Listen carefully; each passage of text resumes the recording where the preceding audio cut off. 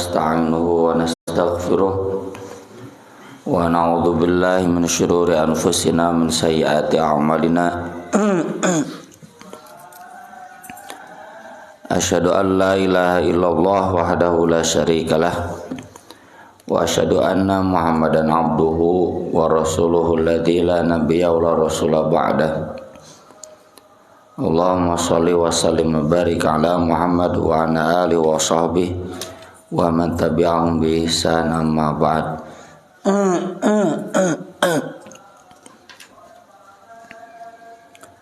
An Hudzaifah radhiyallahu an qala jaa ahlu Najran ila Rasulillah sallallahu alaihi wasallam. Orang-orang Najran dari Yaman datang kepada Rasulullah sallallahu alaihi wasallam. Ini sesudah mereka kalah dalam debat, bahkan diajak mubahalah sieun. Orang Najran itu dari dulu Kristen, daerah Abraha.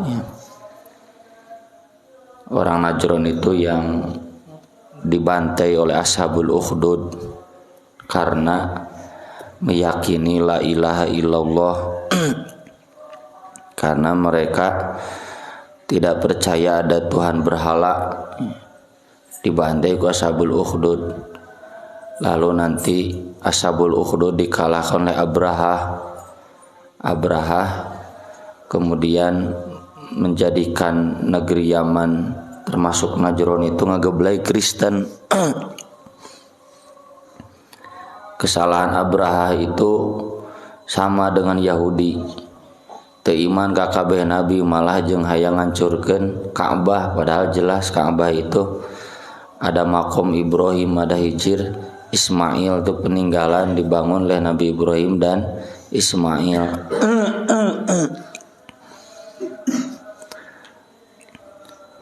Lalu kemudian ketika Nabi diutus, pendeta-pendetanya datang ke Nabi ngajak diskusi tentang Yesus dalam Al-Quran, sehingga turunlah surat Ali Imran dari awal sampai akhir juz 3, 90 ayat. Nah sesudah itu baru ngomong gini, pan diajak mubahalah ku Nabi, udahlah jangan banyak diskusi, urang mubahalah we, siapa yang sesat binasa gitu. Ajak anak istri ya. Ta'alau nadu abna'ana wa abna'akum wa nisa'ana wa nisa'akum wa anfusakum thumma nabtahil fanaj'al la'natallahi 'alal kadzibin. Anu wadul dilaknat ku Allah. Tapi mereka enggak mau. Kalau betul ini nabi, nanti kita pulang Najran jadi lembah api cenah. Cek maranehna teh. Cenah bisi bener nabi. Kalaupun kita yang benar, ya tidak jadi untung. Iya. Bisi benar Nabi, maka mereka enggak mau. Lalu mereka begini, ya Rasulullah, ib'ats lana rajulan aminan. Utus saja untuk kami seorang yang amanah buat jadi dai, buat jadi ustad di sana.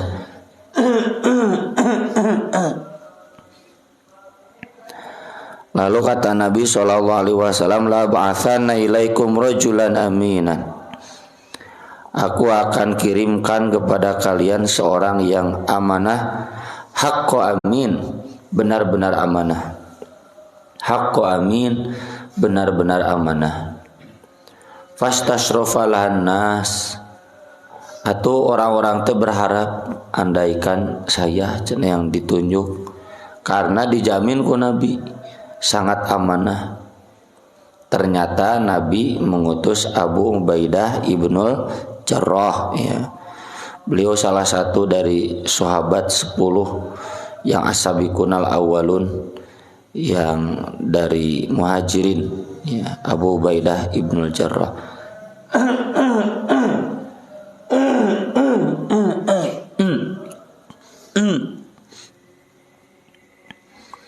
Nanti beliau juga mengalami konflik politik di zaman Utsman dan Ali.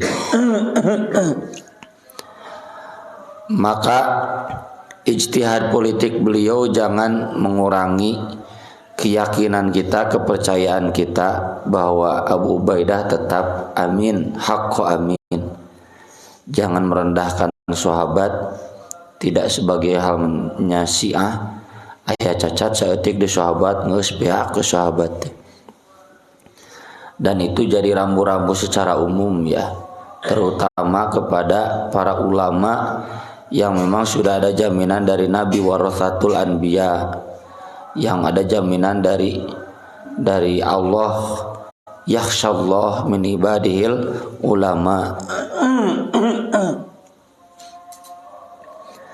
Jangan pernah karena Imam Syafi'i menganjurkan kunut subuh lalu kita menyebut beliau ahlul bid'ah. Wah, doraka pisan atuh nuduh ahli bid'ah ka ulama soleh.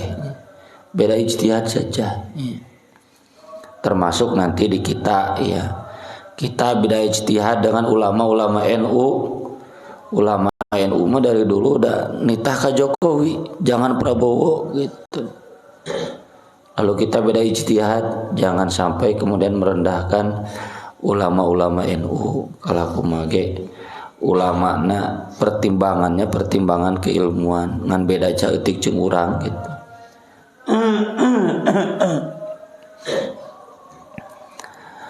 Kemudian dari Salamah bin Al-Aqwa, ini Salamah bin Al-Aqwa teh udah plestanya yang larinya lebih cepat daripada kuda. Radhiyallahu an qol laqad kuntu bin nabiyillah sallallahu alaihi wasallam wal Hasan wal Husain.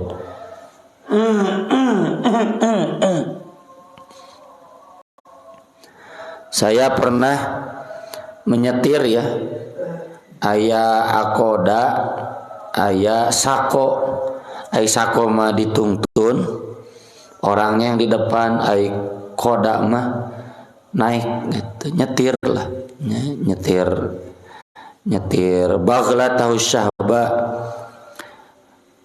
Baglah teh keledai yang berwarna putih, bersama Hasan dan Husain. Salamah anu nyetirna yang memegang tali kusirnya, tali kendalinya. Hatta adkhaltu mujratan Nabi sallallahu alaihi wasallam, sampai aku pernah memasukkan mereka Hasan Husain ke kamar Nabi sallallahu alaihi wasallam. Artinya Hasan Husain ini larsupnya ke kamar Nabi, meski tentunya dikecualikan di 3 waktu.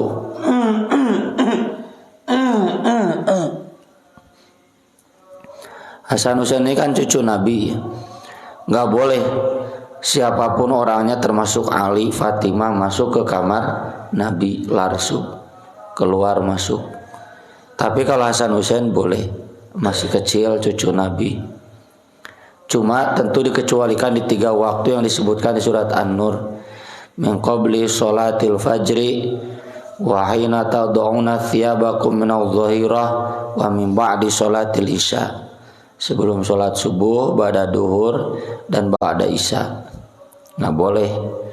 Ini jadi dalil kita dengan anak-anak harus misah kamar. Tong eleh ku film barat budak leutik ke diparisahkeun kamarna. Da imahna gede, ari urang mah kamar eta, ruang makan eta, ruang tamu eta. Jadi dipisah. Dan ketika dibonceng itu, hadza qaddamahu, yang satu di depan mungkin Husain, wa hadza khalfahu, yang satu di belakang Hasan. Apa maksud hadis ini?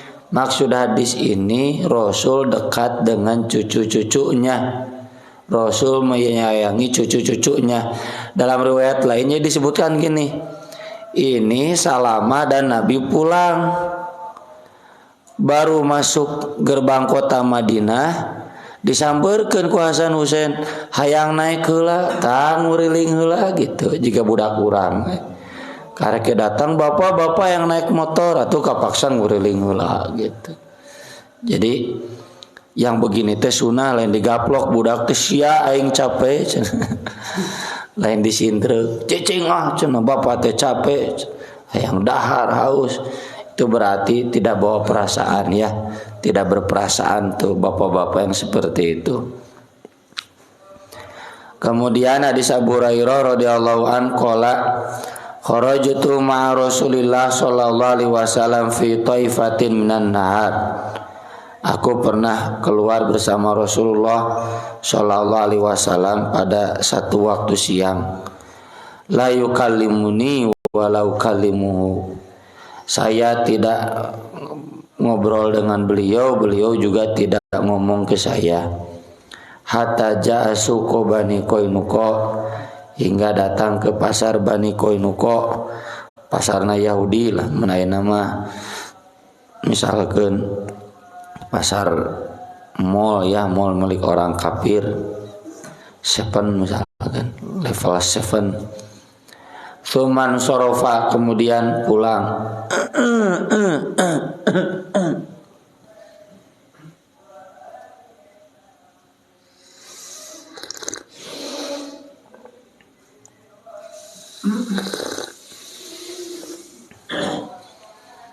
Hatta ata khiba Fatimah, hingga datang ke kamar Fatimah radhiyallahu an.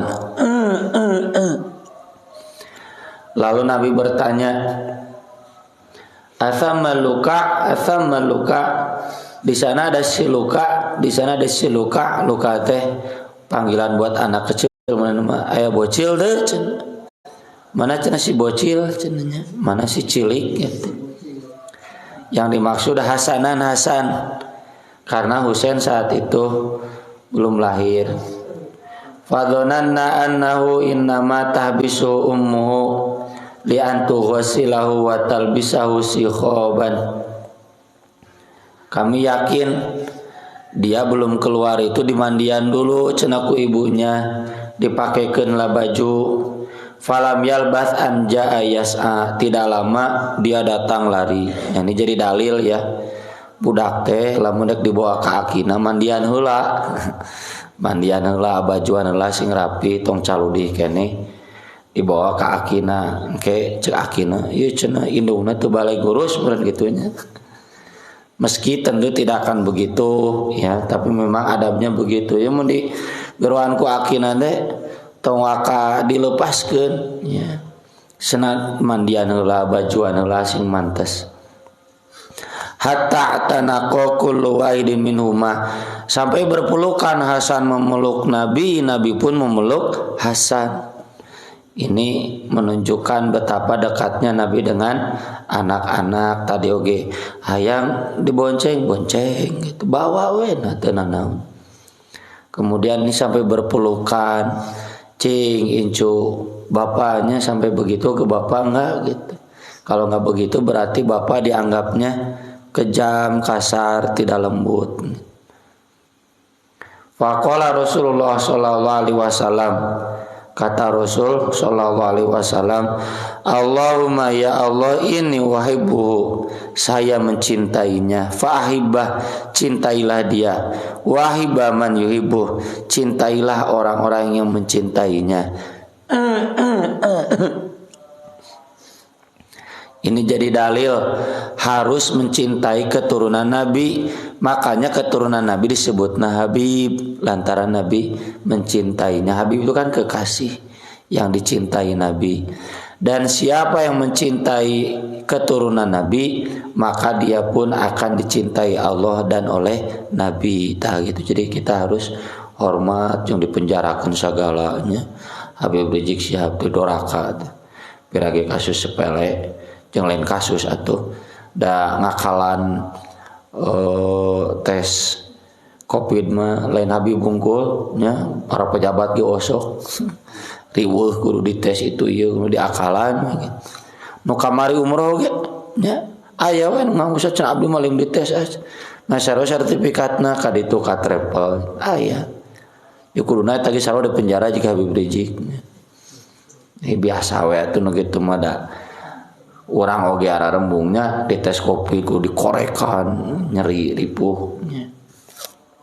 Ini sampai dipenjarakan, diusut, nggak boleh itu. Habib itu sama dengan ulama, harus dihormati, harus dihargai. Aya Habib nu rada kasarnya hampuraeun we atunya eta nu rada bule teh geuning. Hampuraeun we atuh. Pan kudu nyaah ka incu mah nya hampuraeun. Kemudian Fadilah Fatimah alaihissalam dari Miswar bin Makhromah radhiyallahu anhuma, Ali bin Abi Thalib pernah mengkhitbah putrinya Abu Jahal. Tai nyamung jeung penting ya. Ali bin Abi Thalib itu kan lumayan ya, tinggi ya, ini syahwatnya, ingin menikahi putrinya Abu Jahal. Tentu bukan hanya pertimbangan itu saja, ada pertimbangan buat menyolehkan keturunan-keturunannya. Pan Abu Jahal teh si kafir teh hanya nulanas fa'am bin nasiyah nasiyatin kadzibatin khoti'ah teh ya, katiku kusur tajambulna ketika matinya. Wa indahu Fatimah bintu Rasulillah sallallahu alaihi wasallam. Padahal saat itu masih beristri Fatimah putri Rasulullah sallallahu alaihi wasallam. Falamma sami'at bidzalika Fatimah radhiyallahu anha, ketika Fatimah mendengar hal itu bahwa Ali mengkhitbah putri Abu Jahal mau poligami, atatin Nabi sallallahu alaihi wasallam faqalat lahu, lapor ke Nabi lalu ngomong, inna qaumaka yatahaddatsun annaka la taghdab li banatik. Tuh cenah banyak orang ngomong bahwasanya Nabi tidak akan marah hanya karena urusan anak perempuannya. Moal dibela-bela biasa we. Wa hadza Aliyun nakihan ibnata Abi Jahal. Ini cenah Ali mau menikahi putrinya Abu Jahal. Saya sakit hati. Nah ini jadi dalil ibu-ibu di poligami sakit hati itu sunnah Bu ya. Jadi lamun cek bapak poligami teh sunnah, balas ke ibu kan geus tukang ngaji, nyeri hati di poligami ge sunnah gitu. Ini juga jadi dalil ibu-ibu lamun si bapak rek poligami lapornya ke orang tua, ngarah orang tua ibu-ibu nyarekan minantuna ya. Boleh tuh sakit hati itu atuh pak cenah yo saya sakit hati marah dong cenah. Faqama Nabi sallallahu alaihi wasallam fasami'tu hina tasyahada, sampai Nabi berkhutbah nya tasyahud berarti khutbah resmi. Amma ba'du tamun make amma ba'du ini khutbah resmi dikhutbahkeun. Fa inni ankahtu Abul As ibn Ar-Rabi'. Saya dulu menikahkan Abul As bin Ar-Rabi'. Nah ini yang menikahi Zainab tuh nyambung dengan yang semalam.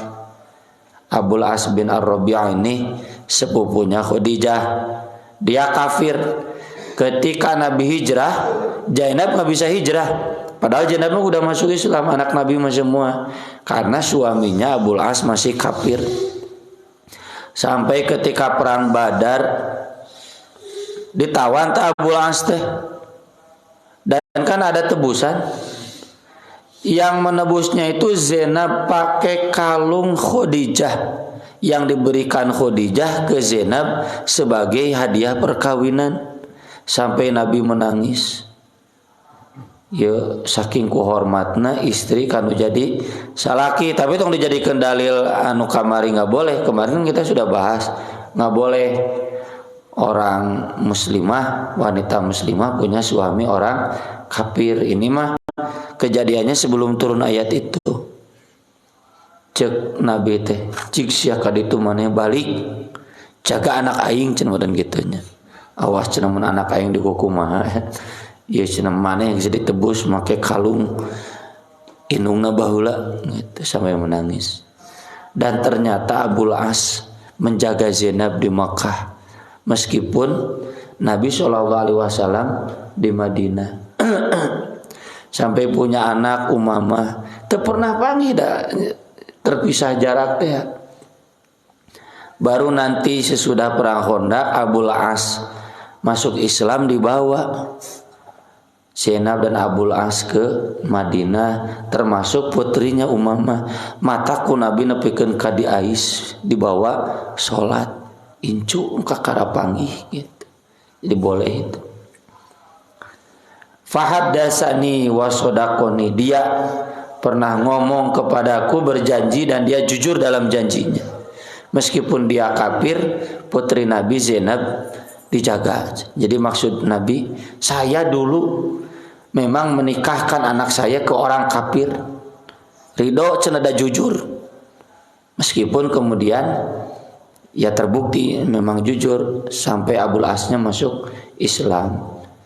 Dan tidak lama Zainabnya meninggal dunia. Wa inna Fatimah binta Muhammadin, Fatimah putrinya Muhammad, bid'atun minni, bagian dari diriku, jiwanya adalah belahan jiwaku. Wa inna ma akrahu an yaftinuha, saya takut ada yang mencelakakan dia. Saya takut, khawatir hariwang kalau ada yang menyakiti dia. Wa inna wallah, demi Allah, la tajtami'u bintu Rasulillah sallallahu alaihi wasallam wa bintu aduwillah inda rajulin wahidin abadan. Jangan sampai putri Rasulullah bersanding di bawah suami yang sama dengan putri musuh Allah selama-lamanya. Terido anak saya dipoligami. Napikeun ka ceramah, dan Ali pun kemudian membatalkan poligaminya. Sampai Fatimah meninggal, Ali tidak poligami.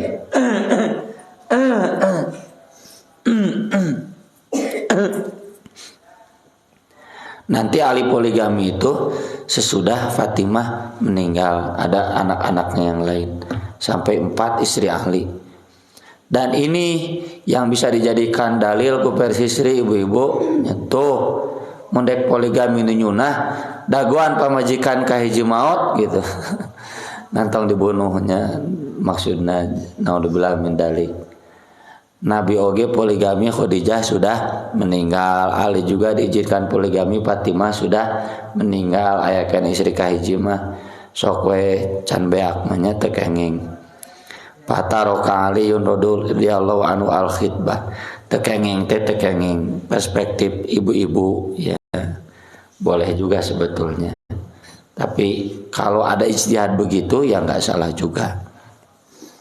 Ali pun kemudian membatalkan khitbahnya. Ini jadi dalil khitbah boleh dibatalkan kalau memang ada ketidaksetujuan dari orang tua. Tentunya ketidaksetujuannya itu adalah syar'i. Kemudian hadis berikutnya, ini kalau saya baca Arabnya takut terlalu panjang. Kata Aisyah, kami ketika bersama para istri-istrinya yang lain itu nggak ada yang berani ya nyelonong. Tapi kalau Fatimah berani karena memang selalu diizinkan oleh Nabi. Protes, nanya, Fatimah mah berani karena memang putrinya, istrinya mah enggak. Jika diurang kadang putrinya itu lebih berani daripada ibunya. Pada suatu waktu ini ketika Nabi sakit parah, Fatimah datang berjalan. Kata Aisyah, jalan kakinya persis siga Nabi nyeples. Nah, anak-anak tuh. Lalu ketika datang ku Nabi di rohabat marhaban neng kadir neng, langsung dihiap marhaban bibunati. Kemudian datang duduk di sebelah kanannya. Kemudian Nabi berbisik kepada Fatimah. Fatimah tiba-tiba menangis. Lalu Nabi berbisik lagi yang kedua kalinya. Nah, Fatimah tiba-tiba tersenyum, tertawa tersenyum. Lalu Aisyah nanya, kenapa cenah Rasulullah menirahasia ke kamu, rahasia apa? Padahal ini kami istri-istrinya ada sama istri sampai rahasia begitu cenah. Tapi kata Fatimah, ma kuntu li afsya sirra Rasulillah sallallahu alaihi wasallam. Saya tidak mungkin menyebarkan rahasia Rasulullah sallallahu alaihi wasallam.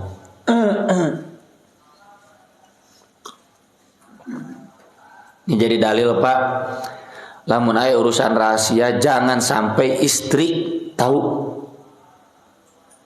Orang mah kadang nya istri teh wah jadi pusat data. Semua tahu urusan pasantren nu rahasia, urusan jamiah nu rahasia, istri teh nepikeun enggak apal, nah itu berarti bapak tidak amanah. Dan ibu-ibu tong sok nyeri hate mun apal tibatur nya apal tibatur cenah salaki mah tara ngobrol, atuh ngobrol naon. Kalau memang rahasia pesantren, rahasia jamiah, nya geus tong sok hayang apa. Doraka, ya. Rahasia itu kan aib. Ya. Mun apal dibatur cenah boga salaki teh tara ngobrol. Ngobrol atuh ngobrol persib, nya sok ngobrol. Ngobrol budak, ngobrol biraku tara ngobrol. Sok ngaleulengit. Nah, ketika Rasulullah SAW wafat, kata Aisyah, saya maksa sekarang ke kamu, Rasul sudah wafat. Naon cenah Rasul ngarahasiakeun naon? Dan kemudian kata Fatimah, ya cenah saya mau beritahukan sekarang. Rasulnya sudah wafat, sekarang mah sudah bukan rahasia lagi. Rasul yang pertama berbisik kepadaku, Jibril biasanya setahun datang sekali murojaah teh. Sekarang mah 2 kali murojaah teh. Tuh, ieu jadi dalil barudak. Tong sok nyeri hate di titah murojaah teh. Nya sok ngaradul nyeri hate. Komo aturana murojaah heula kemudian memeh tasmi. Cara medud teh barudak teh. Amok-amokan. Hayang nate langsung we tasmi. Asup kana pamflet. Nabi saja di murojaah ku Jibril. Ya. Bahkan tahun ini mah cenah 2 kali 30 juz di murojaah ku Jibril. Saya tidak menyangka kecuali satu hal. Berarti cenah ini tahun terakhir Bapak sebentar lagi mau meninggal dunia. Itu kan sedang sakit parah. Fatimah pun menangis gitu. Lalu yang kedua kalinya berbisik lagi, mau cenah aku beritahukan ke Neng akan jadi putri di antara penghuni surga, sayyidah. Makanya disebutnya sayyidati. Sayyidati itu disingkatnya Siti. Lamun sayyid, sayyidi disingkatnya Sidi. Mentak aya lagu baheulanya lagu saha teh? Nyanu ya Thaibah Sidi Muhammad Sidi. Naon cenah Ustaz Sidi teh sayyidati sayyidi. Lamun Siti sayyidati. Siti Fatimah, Siti Aisyah gitu make Siti. Karena sayyidah. Dan keturunannya makanya disebut sayyid dulu. Dulu kan orang-orang habaib itu selain disebut habib disebut sayyid atau Syed Muhammad Nakib Al-Atas. Nyebut kal atas teu make Syed teu sopan gitu. Karena Fatimah itu akan jadi putri di surga, maka Fatimah pun tertawa tersenyum. Nah, sekarang kan sudah enggak jadi rahasia lagi, nabinya sudah wafat, maka disampaikan terlebih. Ini kaitannya hadis ya. Kayak Muad bin Jabal kan dikasih rahasia oleh Nabi, tapi sudah Nabi wafat, Muad bin Jabal pun mau wafat, ya disampaikan karena sabda Nabi meskipun rahasia mah hadis mah sudah diajarkan. Takut dosa menyembunyikan ilmu, maka Muad pun mengajarkan semua akan masuk surga. Najan tukang mabok, tukang zina, asal KTP-na Islam. Maksud KTP-na Islam deh, asal yakin la ilaha illallah. Tapi cek Nabi rahasia, contoh bejakeun ka batur. Sekarang mah sudah bukan rahasia lagi. Tapi bukan berarti pelacur tidak akan ke neraka. Cuma kalau dia masih yakin la ilaha illallah pasti ke surga di masa-masa akhir. Aku qouli hadza wa astaghfirullah li wa lakum subhanakallahumma bihamdik asyhadu an la ilaha illa anta astaghfiruka wa atubu ilaik. Wassalatu wassalamu ala Rasulillah. Wassalamu alaikum warahmatullahi wabarakatuh.